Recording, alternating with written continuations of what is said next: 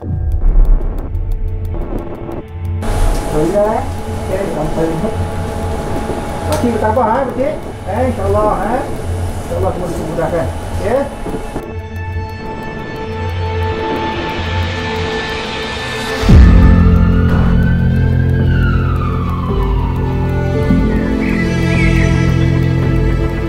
Mereka berjalankan ujian ini, kita dapat mengesan mereka dengan lebih awal sebelum mereka menyebarkan lagi virus itu kepada populasi lain.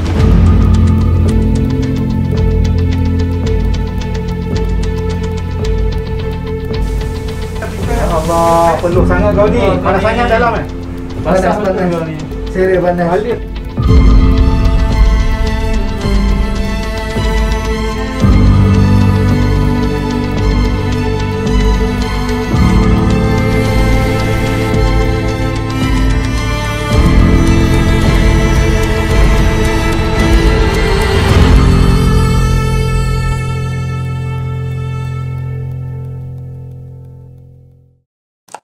Susulan kejayaan mini dokumentari Kita Mesti Menang yang mengenengahkan pengorbanan petugas barisan hadapan Hospital Kuala Lumpur baru-baru ini, Malaysia Gazette kini membawakan anda laporan khas tulang belakang yang bekerja di sebalik tabir menguruskan wabak COVID-19.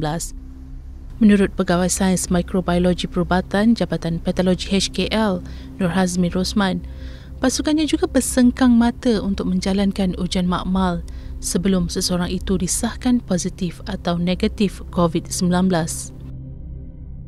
Sama seperti frontliner yang lain, yang paling terasa ialah apabila sampel yang diterima banyak, jadi kami terpaksa bekerja daripada waktu pejabat hingga kepada 3 shift.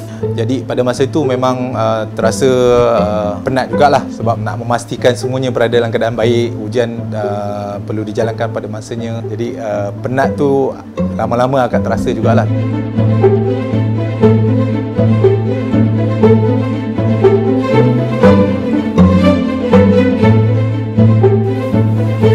Proses nyah kumannya, maknanya heat activated menggunakan haba, suhu yang tinggi, jadi kita akan matikan virus tersebut dulu dan kemudian sampel berkenaan kita akan lakukan proses nucleic acid extraction.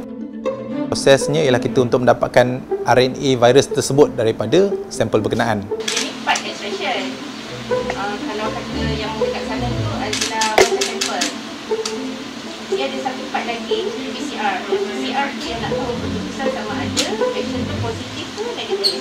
Kerana kita akan mencampurkan nucleic acid tadi dengan bahan reagent. Barulah campuran tadi untuk sampel kita akan masukkan ke dalam mesin real time PCR kita. Akhirnya daripada itu kita akan buat analisa pada keputusannya dan baru kita dapat hasil untuk menentukan bahawa satu sampel itu sama ada mempunyai RNA virus SARS-CoV-2 atau tidak di dalam sampel berkenaan.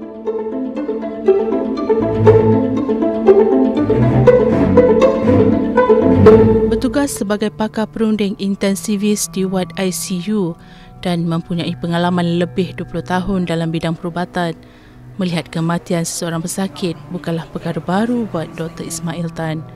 Namun, beliau tetap meluahkan rasa sedih dan terkilan apabila melihat pembagian pesakit COVID-19 yang terpaksa melalui detik-detik terakhir di dunia ini bersendirian dan hanya ditemani pakar dan petugas kesihatan, bukannya orang tersayang. Itulah yang namanya panas.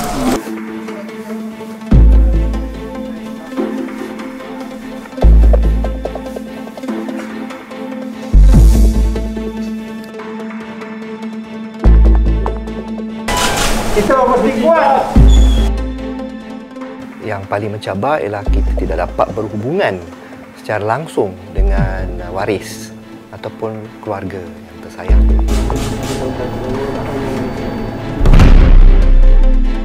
Setiap pesakit COVID yang masuk ke ICU, kita akan update family member setiap hari, melakukan video call untuk waris pesakit supaya mereka dapat sekurang-kurangnya berhubungan dengan ahli keluarga ketika berada di ICU.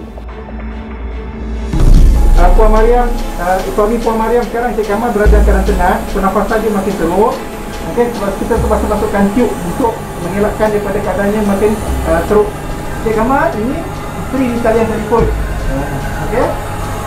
Bukan untuk yang baik-baik ni. Okey? Alright, kita kereta. Kamal. Tak boleh tiket. Nombor tiket. Okey, tiket. Kematian semasa dalam ICU bukanlah satu event, ia sebenarnya satu proses. So sangat mencabar untuk semua anggota kesihatan, termasuk diri saya sendiri, terpaksa menghadapi saat kematian untuk pesakit. Bila kita terpaksa telefon waris mengatakan yang pesakit yang telah meninggal dunia ataupun akan meninggal dunia, dan mereka akan tanya kita boleh datang, boleh tengok. Ada yang menangis, meraung dalam phone tu. Dan kita tahu kita tak boleh benarkan dia datang. So itu satu saat yang luar biasa. So ada juga beberapa pesakit yang tiba-tiba jantung berhenti, segalanya. Ya, jantung berhenti dan kita terpaksa buat CPR. Lepas tu baru kita telefon beritahu pasien dah tak ada.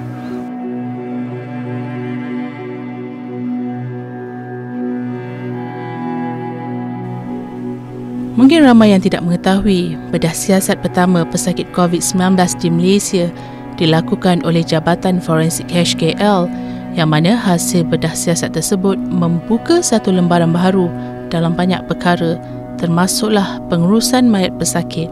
Mayat pesakit COVID haruslah dibalut dengan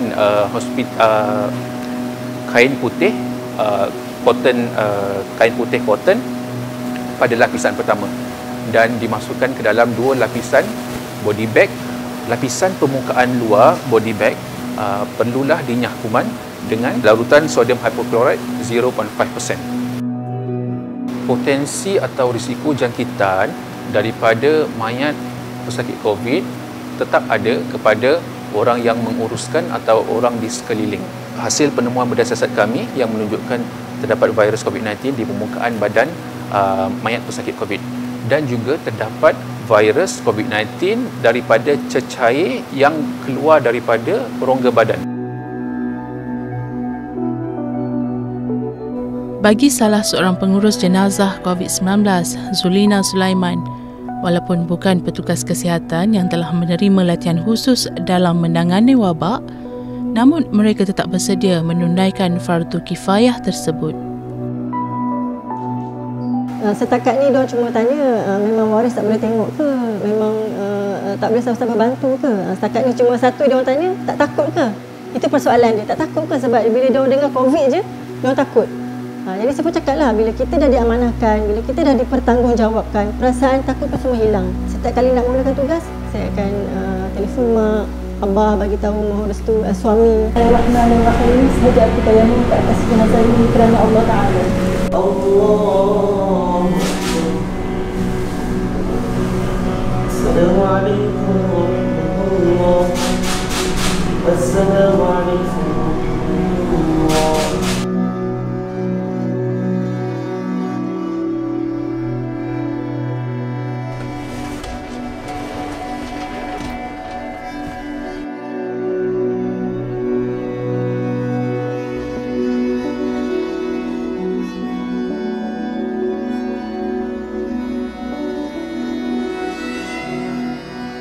Apabila jenazah tiba di sini, di mana pasukan saya akan memakai suit PPE yang dikendalikan dan ditaklimatkan oleh pejabat kesihatan daerah, di mana kami akan memakai suit itu berpandukan apa yang diterangkan oleh pejabat kesihatan daerah tersebut. Jadi di atas nasihat daripada pihak KKM dan juga pejabat kesihatan daerah, kita diminta untuk tidak mengadakan talqin, hanya bacaan doa sahaja.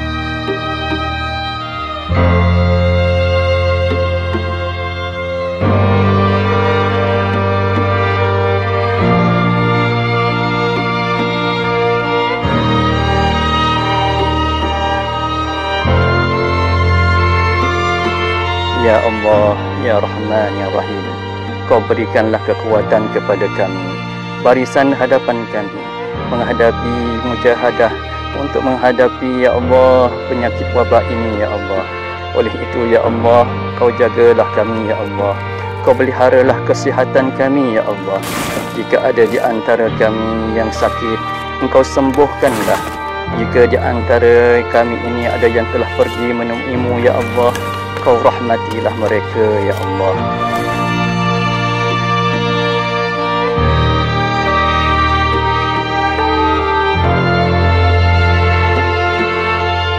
Kejayaan membendung pandemik COVID-19 bukan di tangan Barisan Hadapan sahaja, tetapi ia adalah tanggungjawab kita bersama.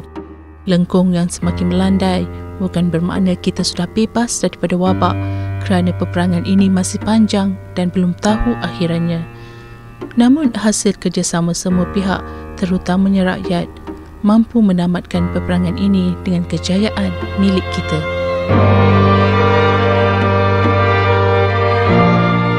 Fight COVID-19. Stay safe. Bantu kami untuk bantu anda.